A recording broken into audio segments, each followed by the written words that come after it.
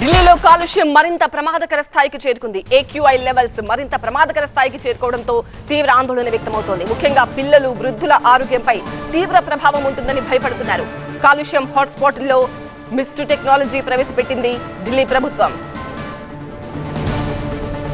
Delhi కాలుష్యంపై parliament Makar ద్వారం ముందు విపక్షాలు ఆందోళన చేపట్టాయి. గ్యాస్ మాస్కులతో నిరసన తెలిపారు ఎంపీలు.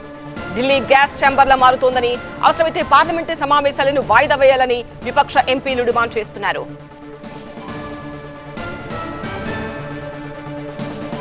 ఢిల్లీ కాలుష్యంపై కాంగ్రెస్ పార్లమెంటరీ పార్టీ నేత సోనియా గాంధీ తీవ్ర ఆందోళన వ్యక్తం చేశారు. ఢిల్లీ కాలుష్యానికి కేంద్రం బాధ్యత వహించాలని డిమాండ్ చేశారు. పార్లమెంట్లో దీనిపై చర్చ జరగాలన్నారు. కేంద్రం వెంటనే హెల్త్ ఎమర్జెన్సీ ప్రకటించాలని డిమాండ్ చేశారు.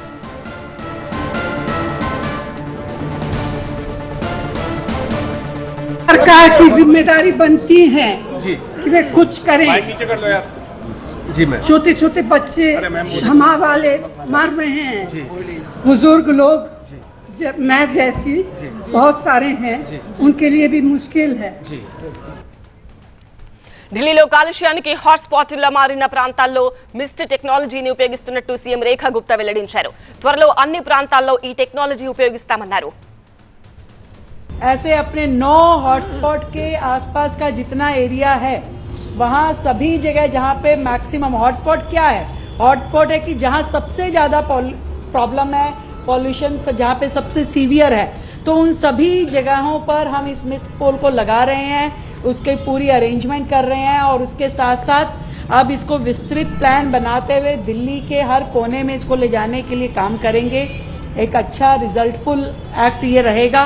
हमने अभी एक समिति का भी गठन किया है जिसमें सारे टॉप के हर सेगमेंट से हम लोगों को जोड़ रहे हैं, जो इसके एक्सपर्ट हैं, जिनकी अपनी राय इसमें काम करेगी. టీవీ9 ఢిల్లీ బ్యూరో చీఫ్ గోపీకృష్ణతో మాట్లాడదాం. గోపీకృష్ణ, ఢిల్లీలో ఉన్న కాలుష్యానికి ప్రభుత్వం ఎన్ని చర్యలు తీసుకున్నా కూడా సరిపోవట్లేదు. ప్రస్తుతం అమలు చేస్తున్న ఈ మిస్ట్ టెక్నాలజీ అంటే ఏంటి, అది ఎంతవరకు పనికొస్తుంది ఈ కాలుష్యానికి? అలాగే పర్యావరణవేత్తలు ఈ కాలుష్య నివారణ కోసం ఎలాంటి సలహాలు, సూచనలు ఇస్తున్నారు? ఢిల్లీ వాయు కాలుష్యం ఇప్పుడు పార్లమెంటును సైతం తాకింది. పార్లమెంట్లో త్వరలో ఈ కాలుష్య అంశం పైన చర్చ జరగబోతోంది. మరోపక్క కాలుష్య నియంత్రణ చర్యల్ని ముమ్మరం చేసింది ఢిల్లీ ప్రభుత్వం.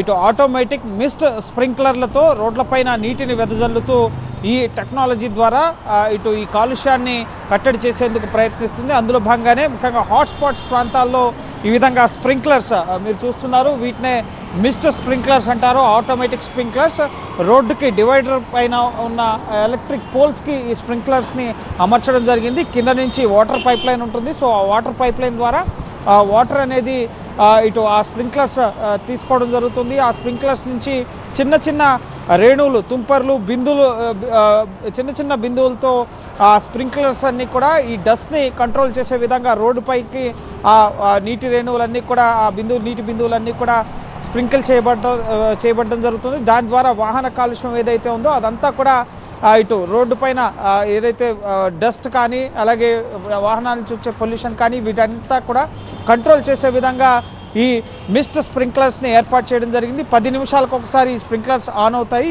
ఐటీఓ ప్రాంతం వద్ద ఉన్నాను నేను. సో ఈ ఐటీఓ ప్రాంతం వద్ద సుమారు 19 స్ప్రింక్లర్స్ని ఏర్పాటు చేశారు. ఇదే తరహాలో 305 ప్రధాన రహదారుల పైన ఢిల్లీలో ఈ వాహన కాలుష్యం అలాగే డస్ట్ పొల్యూషన్ని కంట్రోల్ చేసేందుకు ఈ విధంగా స్ప్రింక్లర్స్ని ఏర్పాటు చేసి పొల్యూషన్ని కంట్రోల్ చేసేందుకు ప్రస్తుతం ప్రభుత్వం అన్ని రకాల ఏర్పాట్లను కూడా చేస్తుంది. అయితే ఇది ప్రతి ఏటా కూడా వచ్చే కాలుష్య సమస్య. సో దీనికి ఒక పర్మనెంట్ సొల్యూషన్ చూపించాలి అని చెప్పి పార్లమెంట్ లోపల ఆందోళనలు కూడా జరిగాయి. ఈరోజు సోనియా గాంధీ ముఖ్యంగా తనలాంటి వారు శ్వాసించాలంటే ఇబ్బంది పడుతున్న పరిస్థితి, చిన్నపిల్లలు అనారోగ్య కారణాల వల్ల చనిపోతున్నారు.